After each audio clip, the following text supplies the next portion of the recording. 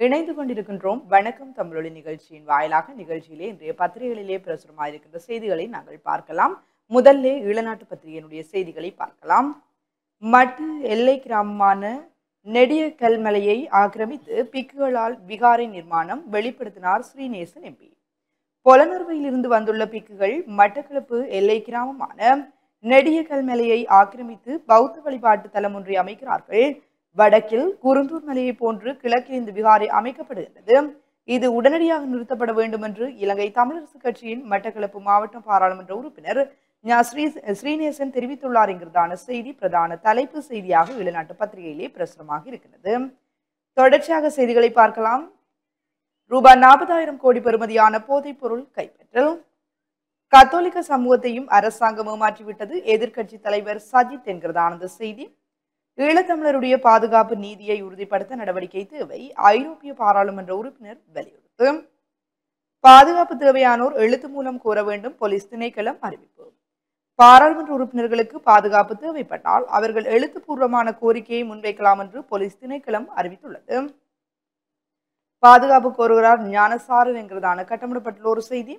பாடசாலை நேரம் நீடிப்பு எந்த எதிர்ப்பும் இல்லை பிரதமர் ஹரணி அமரசூரிய என்கிறதான அந்த செய்தி.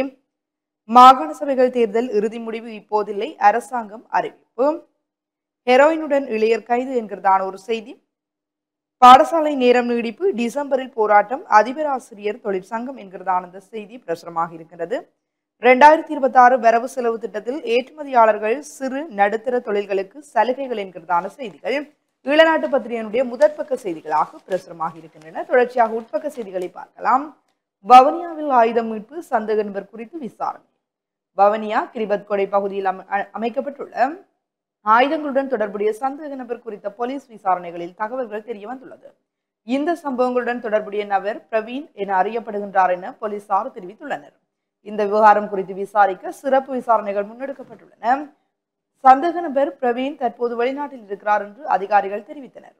அண்மையில் இந்தியாவிலிருந்து நாடு கடத்தப்பட்ட 3 திட்டமிட்ட குற்றவாளிகள் கட்டுநாயக்கவில் உள்ள பண்டாரநாயக்கா சர்வதேச விமான நிலையத்தில் கைது செய்யப்பட்டனர். தடுப்பு காவல் உத்தரவின் பேரில் கைது செய்யப்பட்ட திட்டமிட்ட குற்றவாளிகளிடம் நடத்தப்பட்ட விசாரணைகளின் போது பிரவீன் தொடர்பான தகவல்கள் வெளியாகின என்கிறதான இந்த செய்தி தொடர்கின்றது. தென்னிலங்கை அரசியல்வாதிகள் யாழ் நூலகத்தை பார்வையிட்டனர் என்கிறதான படத்துடன் கூடிய ஒரு செய்தி. வவுனியா பல்கலைக்கழக மாணவன் மர்ம மரணம். வவுனியா பல்கலைக்கழகத்தின் தகவல் தொழில்நுட்ப பீடத்தின் முதலாண்டு மாணவர் ஒருவர் வெள்ளிக்கிழமை இரவு உயிரிழந்துள்ளார். அவரின் மரணத்தில் மர்மம் நிலவுவதாக வவுனியா பூவரசன் குளம் போலீசார் தெரிவித்துள்ளனர். அனுராதபுரத்தை சேர்ந்த 23 வயதான இளைஞரை உயிரிழந்தார். உயிரிழந்த இளைஞருடைய சடலம் பிரேத பரிசோதனைக்காக வவுனியா பொது மருத்துவமனையில் ஒப்படைக்கப்பட்டுள்ளது. மேலும் மரணத்துக்கான காரணம் பிரேத பரிசோதனைக்கு பிந்தைய விசாரணைகளில் வெளிப்படும் என போலீசார் தெரிவித்தனர் என்கிறதான செய்தி பிரசுரமாக இருக்கிறது. நெல்லியடியில் கடையுடைத்து பணம் பொருட்கள் திருட்டு என்கிறதான கட்டமிடப்பட்டுள்ள ஒரு செய்தி. சுன்னாகம் போலீஸ் நிலையத்தின் போலீசார் 2 பணி நீக்கம். சுன்னாகம் போலீஸ் நிலையத்தை சேர்ந்த போலீஸ் உத்தியோகத்தர்கள் 2 நேற்றைய தினம் பணியிடை நீக்கம் செய்யப்பட்டனர். வடக்கு மாகாண சிரேஷ்ட பிரதி போலீஸ் மா அதிபர் திலக் தனபால இதனை உறுதிப்படுத்தினார். கடந்த சில தினங்களுக்கு முன்னர் 4 ஹெரோயினுடன் சுன்னாகம் போலீசாரினால் கைது செய்யப்பட்டனர். இவ்வாறு கைது செய்யப்பட்ட 4 மல்லாகம் நீதிமன்றத்தில் முற்படுத்தப்பட்டனர்.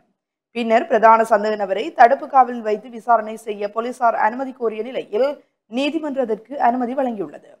தடுப்பு காவல் விசாரணையின் பின்னர் குறித்த சந்தேக நபர் நேற்று முன்தினம் நீதிமன்றத்துக்கு அழைத்து வரப்பட்டார். இதன்போது சந்தேக நபர் தப்பிச் சென்றிருந்தார். இந்த சம்பவம் தொடர்பிலேயே போலீசார் 2 நேற்றைய தினம் பணியிடை நீக்கம் செய்யப்பட்டனர் என்கிறதான கட்டமிடப்பட்டுள்ள ஒரு செய்தி. தெற்காசிய போட்டியில் பதக்கம் வென்ற மிதுன் ராஜுக்கு பாராட்டு என்கிறதான படத்துடன் கூடிய ஒரு செய்தி பிரசுரமாக இருக்கின்றது. ஆடை உற்பத்தி நிலையத்திற்கு 30,000 ரூபாய் அபராதம். சமையலுக்காக அழுகிய மரக்கறிகளை வைத்திருந்த குற்றத்திற்காக ஆடை உற்பத்தி நிலையம் ஒன்றிற்கு 30,000 ரூபாய் அபராதம் விதித்துள்ளது முல்லைத்தீவு நீதவான் நீதிமன்றம் என்கிறதான படத்துடன் கூடிய ஒரு செய்தி. உத்தியோகபூர்வ இல்லத்திலிருந்து விரைவில் வெளியேறும் சந்திரிகா. முன்னாள் ஜனாதிபதி சந்திரிகா பண்டாரநாயக்கா கொழும்பு 7 அமைந்துள்ள தனது உத்தியோகபூர்வ இல்லத்திலிருந்து எதிர்வரும் சில நாட்களில் வெளியேறுவார் என எதிர்பார்க்கப்படுகிறது. மணலுடன் டிப்பர் பறிமுதல் சாரதி கைது. ஹெரோயின் போதையுடன் 5 இளைஞர்கள் கைது என்கிறதான ஒரு செய்தி பிரசுரமாக இருக்கின்றது. பெருமளவு கேரள கஞ்சா பொதிகளுடன் பருத்தித்துறை கடற்பரப்பில் 3 கைது. குன்றுபல்லாறு அணைக்கட்டு திறப்பு என்கிறதான ஒரு செய்தி பிரசுரமாக இருக்கின்றது. சமுத்தி அபிவிருத்தி உத்தியோகத்தர்களுக்கு யாழ்ப்பாணத்தில் மொழி பயிற்சி நெறி. சமுர்த்தி அபிவிருத்தி உத்தியோகத்தர்கள் மற்றும் சமுர்த்தி முகாமையாளர்களுக்கான மொழி பயிற்சி நெறி அரச கர்ம மொழிகள் திணைக்களமும் மற்றும் மாவட்ட சமுர்த்தி திணைக்களம் இணைந்து மாவட்ட சமுர்த்தி பணிப்பாளர் போ ஸ்ரீவர்ணன் தலைமையில் நேற்று முன்தினம் கோப்பாய் பிரதேச செயலக மாநாட்டு மண்டபத்தில் ஆரம்பமானது என்கிறதான அந்த செய்தி தொடர்கிறது. ரூபாய் 400 கோடி பெறுமதியான கஞ்சாவுடன் இருவர் கைது. முன்னாள் ஜனாதிபதிகள் எவரும் பேரணியில் இறங்க மாட்டார்கள் என்கிறதான அந்த செய்தி பிரசுரமாக இருக்கின்றது. பாராளுமன்றத்துக்கு மீள வருவாரா ரணில் உவகை கதை சொன்ன வஜ்ர என்கிறதான படத்துடன் கூடிய ஒரு செய்தி. ஐஸ் போதைப் பொருளுடன் சந்தேக நபர் ஒருவர் கைது.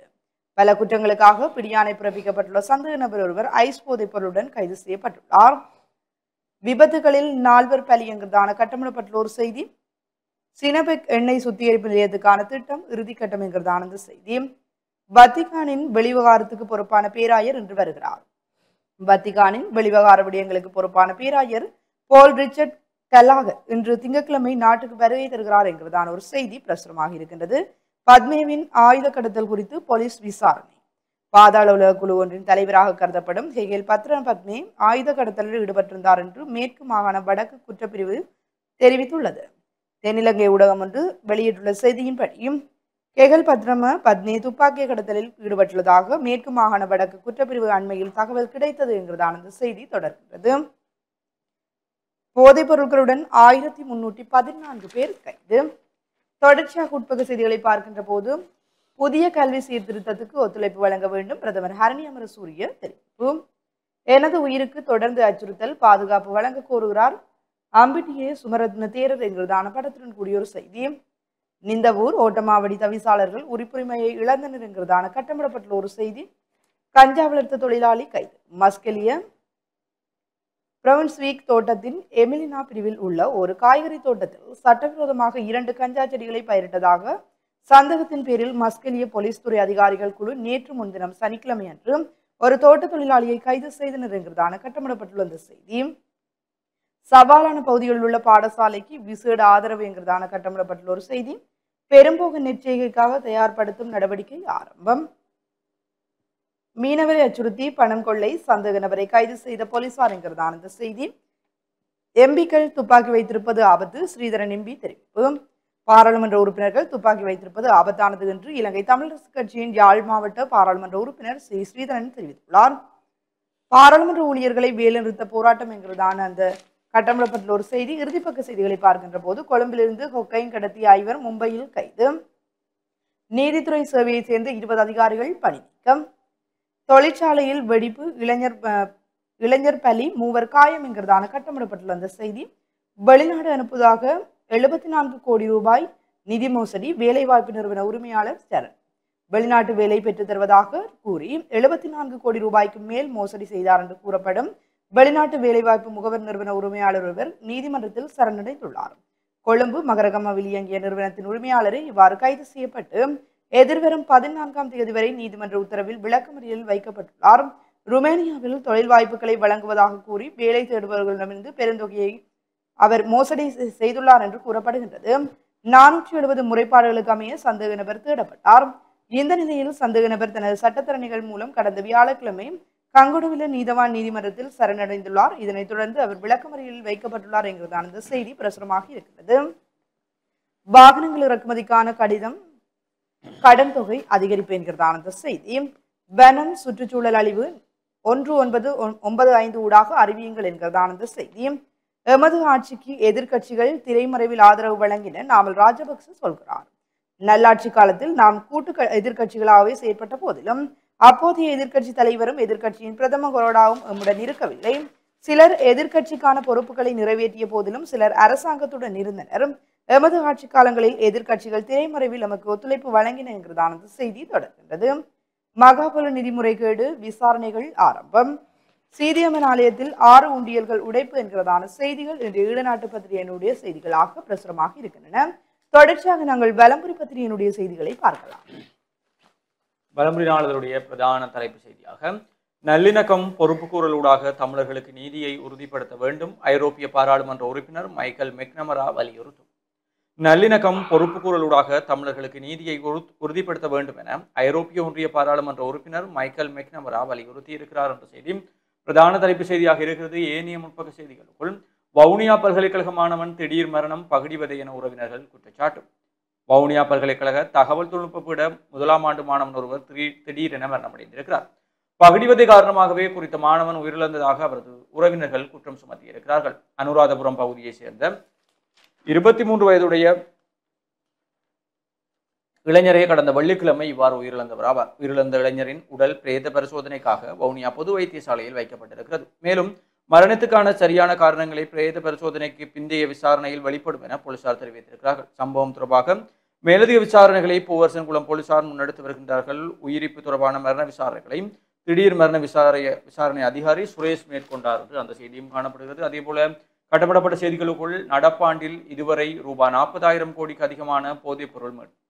நடப்பாண்டில் இதுவரையான காலப்பகுதியில் 40,000 கோடி ரூபாய்க்கும் அதிக பெறுமதியான போதைப் பொருட்கள் மீட்கப்பட்டுள்ளதாக கடற்படை தெரிவித்திருக்கிறது. இதன்படி 54,870 கிலோகிராம் போதைப் பொருள் கடற்படையினரால் பறிமுதல் செய்யப்பட்டுள்ளதாக கடற்படை ஊடக பேச்சாளர் தெரிவித்திருக்கிறார் என்ற செய்தியும். உயர்தர பரீட்சையை முன்னிட்டு 7ஆம் திகதியுடன் பாடசாலைகளுக்கு விடுமுறை. 2025ஆம் ஆண்டுக்கான கல்வி பொதுத்தராதர உயர்தர பரீட்சையை முன்னிட்டு எதிர்வரும் 7ஆம் திகதியுடன் நாடளாவிய ரீதியில் சகல பாடசாலைகளுக்கும் விடுமுறை வழங்கப்பட உள்ளது. காப்போது உயர்தர பரீட்சைகள் எதிர்வரும் 10ஆம் திகதி ஆரம்பமாக உள்ள நிலையில் நாளை நள்ளிரவு 12 மணி முதல் உயர்தர மாணவர்களுக்கான கருத்தரங்குகள், செயலமர்வுகள், மேலதிக வகுப்புகள் மற்றும் தனியார் வகுப்புகள் உள்ளிட்ட அனைத்தும் பரீட்சைகள் நிறைவடையும் வரை தடை செய்யப்படுவதாக கல்வி அமைச்சர் அறிவித்திருக்கிறது. எதிர்வரும் 10ஆம் திகதி ஆரம்பமாகும் பரீட்சைகள் டிசம்பர் 5ஆம் திகதி வரை நடைபெறவுள்ள நிலையில் டிசம்பர் 8ஆம் திகதி பாடசாலை கற்றல் கற்பித்தல் செயற்பாடுகள் மீள ஆரம்பமாகும் என கல்வி அமைச்சர் தெரிவித்திருக்கிறார்கள் என்ற செய்தியும். தேர்தல் முறைமை தொடர்பான தீர்மானத்தின் பின்னரே மாகாண சபை தேர்தல். அமைச்சர் சந்தன அபியரத்ன தெரிவிப்பு. சந்தேக நபர் தப்பியோட்டம் சுன்னாக போலீசார் இருவர் பணியிடை நீக்கம் என்ற செய்தியும். ஐஸ் போதையுடன் ஆறுகால் மடத்தில் இளைஞர் ஒருவர் கைது என்ற செய்தியும். மூங்கிலாற்றில் கஞ்சாவுடன் இளைஞன் கைது, வாள்களும் மீட்பு என்ற செய்திகளும் காணப்படுகிறது. அதேபோல சட்டவிரோத மணல் அகழ்வு 2 உளவு இயந்திரங்கள் அரியாலையில் கைப்பற்றப்பட்டது. யாழ்ப்பாணம் அரியாலை பகுதியில் சட்டவிரோத மணல் அகழ்வில் ஈடுபட்ட 2 உளவு இயந்திரங்களை நேற்று யாழ்ப்பாணம் போலீசார் கைப்பற்றியிருக்கிறார்கள். யாழ்ப்பாணம் குற்றத்தடுப்பு பிரிவு போலீசார் அரியாலை பகுதியில் நடாத்திய சுற்றுக்காவல் நடவடிக்கையின் போதே போலீசாரின் வருகையை கண்டு சந்தேக நபர்கள் தப்பியோடிய நிலையில் போலீசார் உளவு இயந்திரங்களை கைப்பற்றியிருக்கிறார்கள். தப்பியோடிய சந்தேக நபர்களை கைது செய்ய யாழ்ப்பாணம் போலீசார் தீவிர விசாரணைகளை மேற்கொண்டு வருகிறார்கள் என்ற செய்தி. அதேபோல 3 நாட்களில் 1000க்கும் மேற்பட்டோர் கைது. போதைப் பொருள் தொடர்பாக என்ற கட்டமிடப்பட்ட செய்தியும். கசிப்பு உற்பத்தி நிலையம் கிளிநொச்சியில் முற்றுகை, போலீஸ் அதிரடி படையினர் தாக்கிய குற்றச்சாட்டில் 7 பேர் கைது என்ற புகைப்படம் தாங்கிய செய்தியும் காணப்படுகிறது. இவை வலம்புரியினுடைய முற்பக்க செய்திகளாக இருக்கிறது. தொடர்ச்சியாக உட்பக்க செய்திகளுக்குள் தமிழீழ விடுதலை புலிகளின் அரசியல் துறை பொறுப்பாளர் சுபா தமிழ்செல்வனின் 18ஆம் ஆண்டு நினைவு தினம் நேற்று கிளிநொச்சியில் அனுஷ்டிக்கப்பட்டது என்றும் நினைவு தினம் அனுஷ்டிப்பு தொடர்பான புகைப்படங்களும் பிரசுரிக்கப்பட்டிருக்கிறது. யாழில் பெண்ணொருவரின் சங்கிலியை அபகரித்தவர் மக்களால் மடக்கி பிடிப்பு. யாழ்ப்பாணத்தில் பெண்ணொருவரின் தங்கச்சங்கிலியை பறித்து சென்ற நபர் மக்களால் மடக்கி பிடிக்கப்பட்ட சம்பவம் இடம்பெற்றிருக்கிறது. இந்த சம்பவம் நேற்று முன்தினம் நடைபெற்றிருக்கிறது. யாழ்ப்பாண நகரை அண்டிய பகுதியில் உள்ள பல்பொருள் அங்காடி ஒன்றுக்குள் வந்த நபர் பொருட்கள் வாங்குவது போல் பாவனை செய்தும் அங்கிருந்த பெண்ணொருவரின் தங்கச்சங்கிலியை பறித்து சென்றிருக்கிறார். இதன்போது பல்பொருள் அங்காடியில் இருந்த 2 பெண்களும் சந்தேக நபரை துரத்தி சென்றிருக்கிறார்கள். சந்தேக நபர் முகத்தை மறைக்கும் வகையிலான ஹெல்மெட் ஒன்றை அணிந்து வந்து இவ்வாறு தங்கச்சங்கிலியை பறித்து சென்றுள்ளதுடன் 2 முறை குறித்த பல்பொருள் அங்காடிக்கு வந்து சென்றிருக்கிறார். மேலும் சந்தேக நபர் தங்கச்சங்கிலியை பறித்து கொண்டு பல்பொருள் அங்காடியிலிருந்து தப்பிச் சென்ற நிலையில் யாழ் நாவற்குழி பகுதியில் வைத்து அவர் பொதுமக்களால் மடக்கி பிடிக்கப்பட்டிருக்கிறார். சந்தேக நபரை மடக்கி பிடித்த ஊர் மக்கள் போலீசாருக்கு அறிவித்திருக்கிறார்கள். இதன்போது சந்தேக நபரிடமிருந்து அறுத்து செல்லப்பட்ட தங்கச்சங்கிலி மற்றும் ஒரு தொகை பணம் என்பன மீட்கப்பட்டிருக்கின்றன. சம்பவ இடத்திற்கு வரவழைக்கப்பட்ட போலீசார் சந்தேக நபரை கைது செய்து அழைத்து சென்றதுடன் சம்பவம் தொடர்பான விசாரணைகளையும் முன்னெடுத்து வருகிறார்கள் என்ற செய்தியும். பாடசாலை நேர நீடிப்பு, ஆசிரியர்களின் பணிச்சுமை குறையும் கல்வி ராஜாங்க அமைச்சர் சுட்டிக்காட்டு. பாடசாலை நேரத்தை 30 நிமிடங்களால் நீடிப்பதன் மூலம் ஆசிரியர்களின் பாடசாலை நேரத்துக்கு பின்னரான பணிச்சுமை குறையும் என கல்வி ராஜாங்க அமைச்சர் மதுர செனவிரத்ன தெரிவித்திருக்கிறார் என்ற செய்தி. அதேபோல தனக்கு உயிர் அச்சுறுத்தலாம் பாதுகாப்பு கோருகிறார் ஞானசார தேரர் என்ற செய்தியும். தமிழக மீனவர்களின் படகுகள் உடைத்தளிக்கப்படுகின்றன த ஹிந்து செய்தி வெளியீடு என்ற செய்திகளும் காணப்படுகிறது. தொடர்ச்சியாக வலம்புரியினுடைய இன்றைய விளையாட்டு செய்திகளுக்குள் சர்வதேசத்தில் சாதனை படைத்த யாழ் வீரருக்கு மதிப்பளிப்பு. தெற்காசிய நாடுகளுக்கு இடையிலான சிரேஷ்ட பிரிவினருக்கான தடகள போட்டியில் இலங்கை சார்பில் பங்கேற்றிருந்த பருத்தித்துறை ஹார்ட்லி கல்லூரியின் பழைய மாணவனும் பருத்தித்துறை ஐக்கிய விளையாட்டுக் கழக வீரருமான சுசீந்திரகுமார் மிதுன்ராஜ் ஆண்களுக்கான குண்டு எறிதல் போட்டியில் 14.68 மீட்டர் தூரத்தை பதிவு செய்து வெண்கல பதக்கத்தை கைப்பற்றியிருந்தார். குறித்த சாதனையை பாராட்டி மதிப்பளிக்கும் நிகழ்வும் பருத்தித்துறை ஐக்கிய விளையாட்டுக் கழகத்தின் ஏற்பாட்டில் பருத்தித்துறை வர்த்தக சங்கத்தின் அனுசரணையில் நேற்றைய முன்தினம் சனிக்கிழமை இடம்பெற்றது என்று அந்த நிகழ்வு தொடர்பான புகைப்படம் பிரசுரிக்கப்பட்டிருக்கிறது. T20 கிரிக்கெட் ரோஹித் சர்மா சாதனையை முறியடித்த பாபர் அசாம் என்ற செய்தியும், இரண்டாவது T20 போட்டி இந்தியாவை வீழ்த்தி தொடரில் முன்னிலை பெற்றது ஆஸ்திரேலியா என்ற செய்தி, அதேபோல இங்கிலாந்துக்கு எதிரான ஒருநாள் தொடரை முழுமையாக கைப்பற்றியது நியூசிலாந்து என்ற செய்திகள் விளையாட்டு செய்திகளுக்குள் இருக்கிறது. தொடர்ச்சியாக உள்நாட்டு செய்திகளுக்குள் புலைமை பரிசில் நிதி முறைகேடு நளின் பெர்னாண்டோவிடம் வாக்குமூலம். மகாபுல புலமை பரிசிலை நிதியை தவறாக பயன்படுத்தப்பட்டமை தொடர்பில் ஊழல் ஒழிப்பு ஆணைக்குழு விசாரணைகளை ஆரம்பித்திருக்கிறது. ஊழல் குற்றச்சாட்டுகளுக்கு தண்டனை பெற்று தற்போது சிறையில் உள்ள முன்னாள் வர்த்தக அமைச்சர் நளின் பெர்னாண்டோவின் காலத்தில் நிதி தவறாக பயன்படுத்தப்பட்டதாக கூறப்படுகிறது. இதன் அடிப்படையில் முன்னாள் அமைச்சரிடமிருந்து வாக்குமூலம் பதிவு செய்ய ஆணைக்குழு திட்டமிட்டிருக்கிறது. இருப்பினும் அவர் தனது சட்டத்தரணிகளுடன் கலந்தாலோசித்த பின்னரே வாக்குமூலம் அளிப்பதாக ஆணைக்குழுவின் அதிகாரிகளிடம் கூறியிருக்கிறார் என்று அந்த செய்தி தொடர்ந்து செல்கிறது. அதேபோல ஐநா வழியக பொறிமுறை உத்தியோகபூர்வமாக ஆராயப்படும். ஐக்கிய நாடுகள் மனித உரிமைகள் பேரவையினால் இலங்கை தொடர்பான வழியக பொறுப்புக்கூறல் பொறிமுறை தொடர்பில் அளிக்கப்பட்ட முறைப்பாடு குறித்து உத்தியோகபூர்வமாக ஆராயப்பட்டிருப்பதாக ஐக்கிய நாடுகள் சபையின் உள்ளக கண்காணிப்பு பணியகம் தெரிவித்திருக்கிறார்கள்.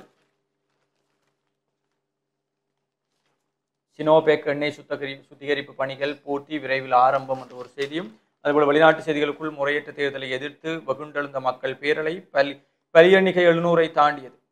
தன்சானியாவில் கடந்த புதன்கிழமை நடந்த பொதுத் தேர்தலை தொடர்ந்து வெடித்த போராட்டங்களில் 3 நாட்களில் சுமார் 700 பேர் கொல்லப்பட்டதாக பிரதான எதிர்க்கட்சி தரப்பு அதிர்ச்சி தகவலை வெளியிட்டிருக்கிறார்கள் என்ற புகைப்படம் தாங்கிய செய்தியும், பயண கைதிகள் விவகாரம் மீண்டும் தொடங்கும் அப்போர் இஸ்ரேல் காசா இடையே பதற்றம் என்ற செய்திகள் வெளிநாட்டு செய்திகளுக்குள் இருக்கிறது. தொடர்ச்சியாக இலங்கை, பங்களாதேஷ், நேபாளம் பலவீனமான நிர்வாகமே ஆட்சி மாற்றத்திற்கு காரணம். ஒரு நாட்டின் கட்டமைப்பிலும் பாதுகாப்பிலும் அதன் இலக்குகளை அடைவதிலும் பொதுமக்களின் எதிர்பார்ப்புகளை பூர்த்தி செய்வதிலும் அரசு நிர்வாகம் ஒரு முக்கிய பங்கை வகிக்கிறது என தெரிவித்த இந்திய தேசிய பாதுகாப்பு ஆலோசகர் அஜித் தோவால், பலவீனமான அரசு நிர்வாகமே இலங்கை, பங்களாதேஷ் மற்றும் நேபாளம் ஆகிய நாடுகளின் ஆட்சி மாற்றத்திற்கு காரணம் எனவும் குறிப்பிட்டிருக்கிறார். வலம்புரியினுடைய இன்றைய ஆசிரியர் தலையங்கமாக வாசிப்பு பண்பாட்டை அறுத்தறிந்து விடாதீர்கள். யாழ்ப்பாண கலாச்சாரம் கந்தபுராண கலாச்சாரம் என்பார் பண்டிதமணி கணபதி பிள்ளை. யாழ்ப்பாண கலாச்சாரம் என்பதன் பொருள் என்னவென்று ஆராயும் போதுதான் வாசித்தல், செவிமடுத்தல் என்ற விடயங்கள் முன்னெழுகின்றன. நாமங்கள் யாழ்ப்பாணத்து முன்னவர்கள். இங்கு யாழ்ப்பாணம் என்பது எங்கள் தமிழர் தேசத்தின் குறியீடாகும். கல்வியிலும் அறிவியலும் உயர்ந்து நின்றமைக்கும் மூல காரணம் கந்தபுராணத்தை படிப்பதும் பயன் சொல்வதும் அதை கேட்பதும் தான். கந்த சஷ்டி காலத்தில் உபவாசம் இருந்து கந்தபுராண படிப்பும் அதற்கு பயன் சொல்லுதலும் அதற்கு செவிமடுத்தலும் என்பதனோடு எங்கள் முன்னோர்கள் தங்கள் அறிவை பெருக்கிக் கொண்டார்கள். ஒரு மனிதனின் அறிவாற்றலில் வாசித்தலும் கேட்டலும் பூரண வகிவங்கை ஆற்றுகின்றன. இதனாலேயே செல்வத்துட் செல்வம், செவிச்செல்வம், அச்செல்வம் செல்வத்துள் எல்லாம் தலை என்று வள்ளுவ பெருமான் கூறி வைத்தார். இதே போன்றும் வாசிப்பு பற்றி கூறிய அவை பிராட்டியார் தான் கற்ற நூலளவே ஆகுமாம் நுண்ணறிவு என செப்பினார். ஆக கேட்டலும் வாசித்தலும் மிகவும் முக்கியமானவை. எனினும் சமகாலத்தில் கேட்டலும் வாசித்தலும் தாழ்ந்து வருகிறது என்பதை உணர முடிகிறது. அதிலும் வாசிப்பு என்பது கணிசமாக வீழ்ச்சி அடைந்து விட்டது. இப்போதெல்லாம் புத்தகம் மற்றும் பத்திரிகை வாசிப்புகின்ற பண்பாடும் நம் இளம் சந்ததியிடம் மருவி வருகிறது. நவீன கையடக்க தொலைபேசிகளும் அதனூடாக முகநூல்கள், இணையங்கள் உள்ளிட்ட சமூக வலைத்தளங்களின் குறுகிய செய்திகளையும் தகவல்களையும் வாசிப்பதுதான் இன்றைய வாசிப்பாக மாறிவிட்டது. உண்மையில் வாசிப்பு என்றால் அது சிறந்த புத்தகங்களை வாசிப்பதையும் நாளாந்தம் பத்திரிகைகள் வாசிப்பதையும் குறித்துரைப்பதாகும். மேற்கூறிய வாசிப்பு நிலையை வீழ்ச்சியை கண்டு வருகின்ற நிலையில் அக்டோபர் மாதத்தை வாசிப்பு மாதமாக பிரகடனப்படுத்தி வாசிப்பை தூண்டுகின்ற முயற்சிகள் நடக்கின்றன. எனினும் அவை போதுமானவையாக அல்ல. உண்மையில் வாசிப்பு பழக்கத்தை பாடசாலைகளிலும் வீடுகளிலும் ஏற்படுத்த வேண்டும். என்ன செய்வது? கணிசமான ஆசிரியர்களும் மற்றும் கல்வியாளர்களும் வாசிப்பில் கரிசனையுற்றவர்களாக இருக்கும்போது நிலைமை கவலைக்கிடம். எதுவாயினும் மாணவர்களிடையே வாசிப்பு பழக்கத்தை ஏற்படுத்துகின்ற முயற்சிகளை பாடசாலை அதிபர்கள், ஆசிரியர்கள் தொடர்ச்சியாக மேற்கொள்ள வேண்டும். அப்போதுதான் மனிதனை பூரணமடைய செய்யும் வாசிப்பு என்பது எங்கள் பண்பாட்டில் நீளும் என்று வலம்புரியுடைய ஆசிரியர் தலையங்கம் காணப்படுகிறது. தொடர்ச்சியாக உள்நாட்டு செய்திகளுக்குள் ஈஸ்டர் தாக்குதல் தொடர்பில் தகவல் தெரிவிப்பதாக கூறி அனைத்து பொதுமக்களையும் அனூர் அரசு ஏமாற்றி இருக்கிறது. எதிர்க்கட்சித் தலைவர் சஜித் குற்றச்சாட்டும்.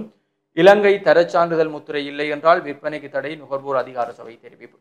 உள்ளூரில் உற்பத்தி செய்யப்படும் உடனடியாக பருகக்கூடிய அனைத்து பழச்சாறு பானங்களுக்கும் கட்டாயமாக இலங்கை தரச்சான்றிதழ் SLS சான்றிதழ் முத்திரையுடன் இருக்க வேண்டும் என நுகர்வோர் விவகார அதிகார சபை தெரிவித்திருக்கிறது. அத்துடன் இதே வகையைச் சேர்ந்த இறக்குமதி செய்யப்பட்ட பழச்சாறு பானங்கள் விற்பனைக்கு வருவதற்கு முன்னர் இறக்குமதி பரிசோதனை திட்டத்தின் கீழ் முன் அனுமதி பெற வேண்டியதும் அவசியம் என நுகர்வோர் விவகார அதிகார சபை அறிவித்திருக்கிறது. குறித்த விதிமுறை தேசிய உணவு மற்றும் பானத்தர சான்றிதழ் தேவைகளுக்கு இணங்க நுகர்வோருக்கான தயாரிப்பும் பாதுகாப்பு தரத்தை உறுதி செய்வதையும் நோக்கமாக கொண்டிருக்கிறது என்ற அந்த செய்தி.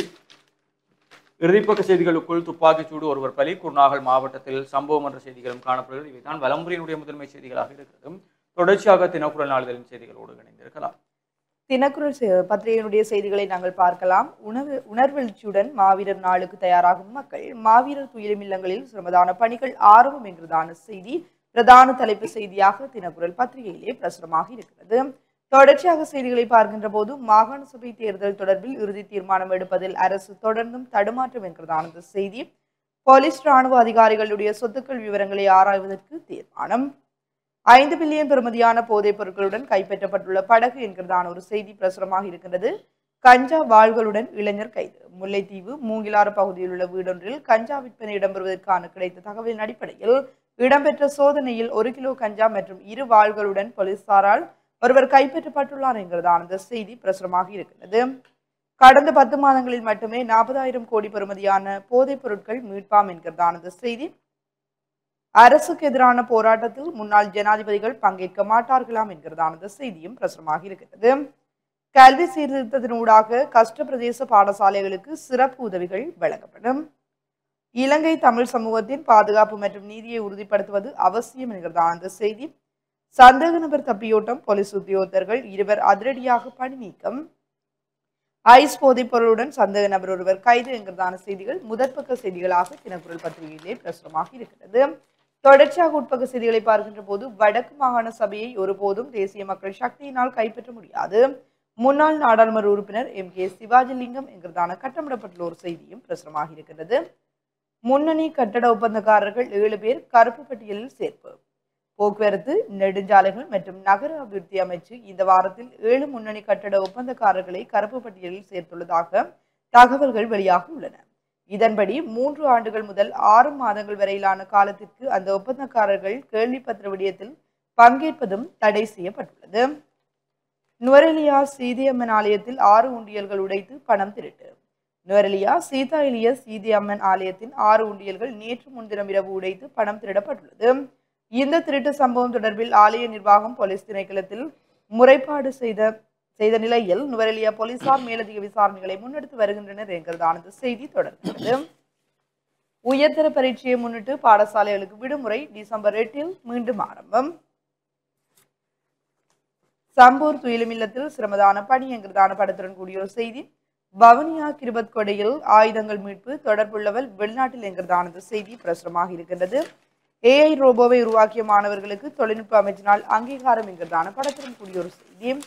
தொடர்ச்சியாக உட்பக்க செய்திகளை பார்க்கின்ற போது வடக்கு மாகாணத்தின் 5 மாவட்டங்களுக்கும் மருத்துவ சேவை சமனாக பகிரப்பட வேண்டும். கல்வி அபிவிருத்தி குழுமத்தின் காப்பாளர் சச்சிதானந்தம். வடக்கு மாகாணத்தில் மருத்துவ சேவை ஒரே நேரத்தில் குவிக்கப்படாமல் 5 மாவட்டங்களுக்கும் சமனாக பகிரப்பட வேண்டும் என கல்வி அபிவிருத்தி குழுமத்தின் காப்பாளர் சச்சிதானந்தம் வேண்டுகோள் விடுத்துள்ளார் என்கிறதான படத்துடன் கூடிய ஒரு செய்தி.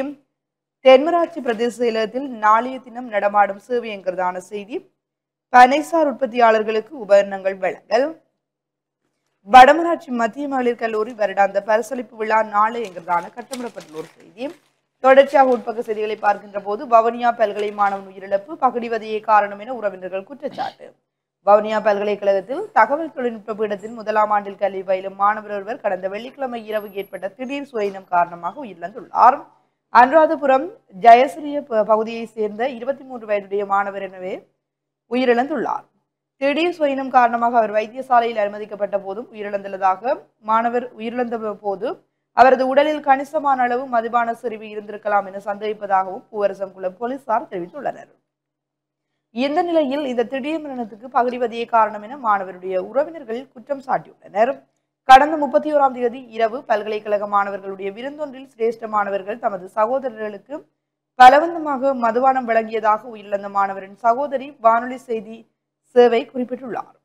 தனது சகோதரனுக்கு வேறு எந்த நோயும் இருந்திருக்கவில்லை என்றும் பல்கலைக்கழகத்தில் இடம்பெறும் பகுடிவதை குறித்து பல தடவைகள் குடும்ப உறுப்பினர்களுக்கு தகவல் தெரிவித்ததாகவும் அவர் மேலும் தெரிவித்துள்ளார் என்கிறதான அந்த செய்தி பிரசுரமாக இருக்கிறது.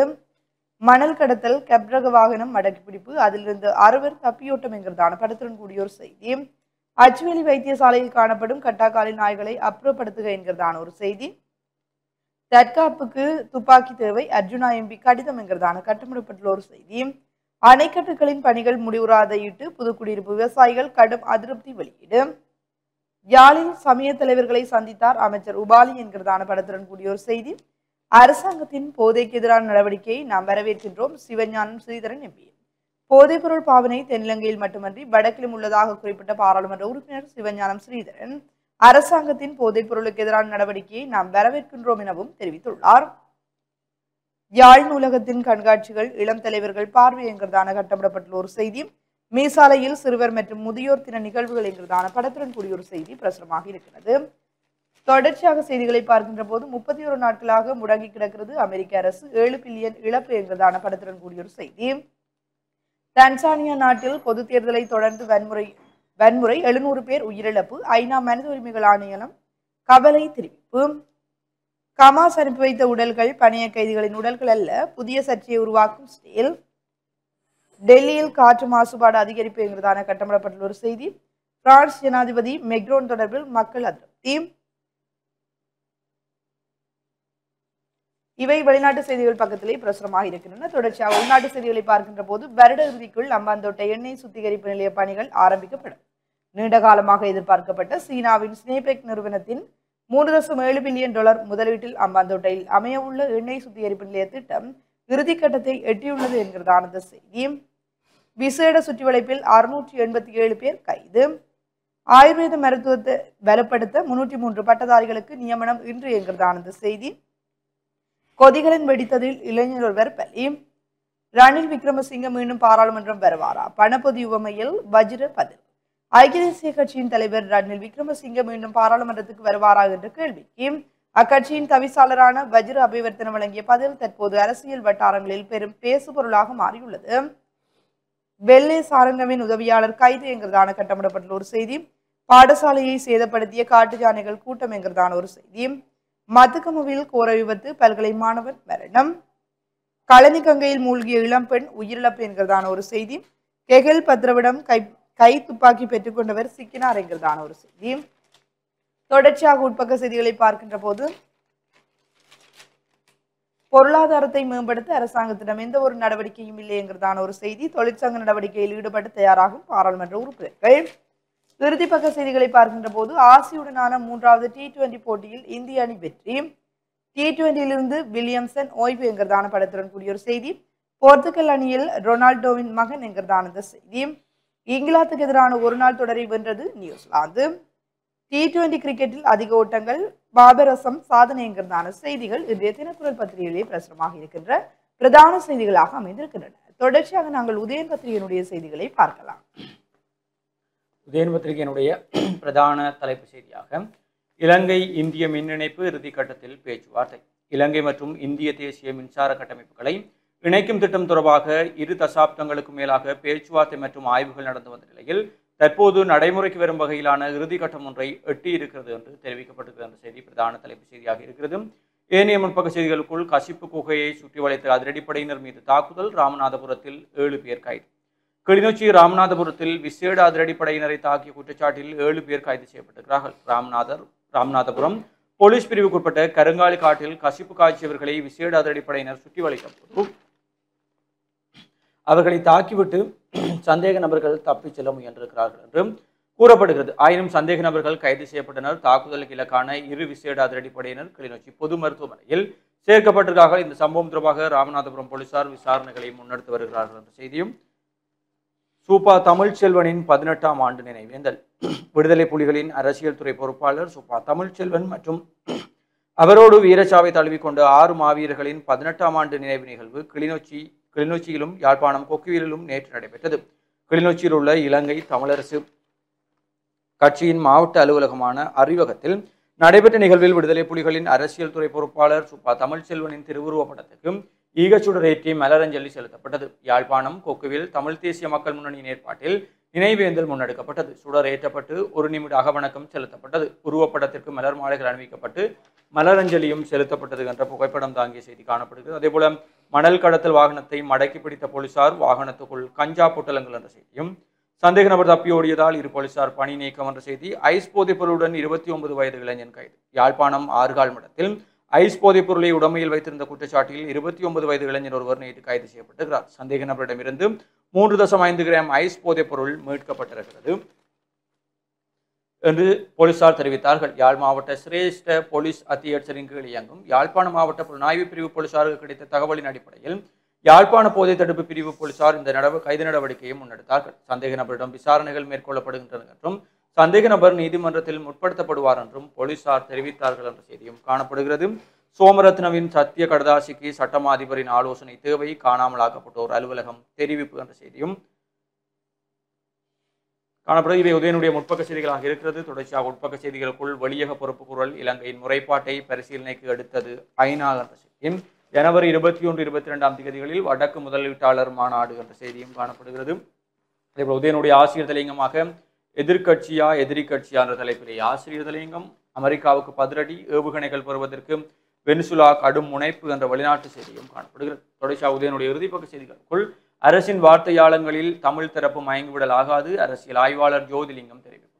தமிழ் மக்களை பொறுத்தவரை அரசாங்கத்தால் முன்வைக்கப்படும் அரசியல் தீர்வை அளவிடுவதற்கு சரியான அளவுகோல் இருக்க வேண்டும். வெறும் வார்த்தையாளங்கள் தமிழ் தரப்பு மயங்கிவிடக் கூடாது என்றும் அரசியல் ஆய்வாளர் சட்டத்தரணி சி.ஆ. யோதிலிங்கம் தெரிவித்திருக்கிறார் என்ற செய்திகளும் காணப்படுகிறது. இவைதான் உதயனுடைய முதன்மை செய்திகளாகவும் இன்றைக்கு புலந்திருக்கக்கூடிய நாளிதழ்களுடைய முதன்மை செய்திகளாகவும் இருக்கிறது. தொடர்ந்து மனிதர்கள் நேயர்களே, சிறிய ஒரு விளம்பர இடைவேளைக்கு பிறகு